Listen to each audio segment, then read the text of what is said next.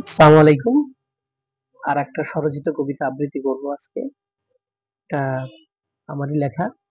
কবিতার নাম নিম্নচাপ। লিখেছি আমি মোহাম্মদ ইমাম শেখ।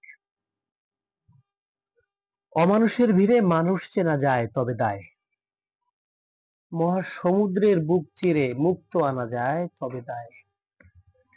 ঢেউয়ের উত্তল তরঙ্গ আর সমুদ্র রক্ষী প্রহরীরা তাদের তলায় রাখতে চায়।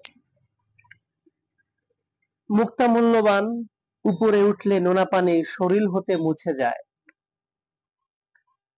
সকলে মুক্ত গ্রহণ করে,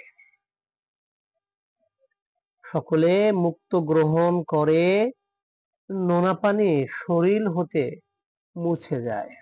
তাই ঢেউয়ের উত্তল তরঙ্গ আর সমুদ্র রক্ষী প্রহরীরা তাদের তলায় রাখতে চায়।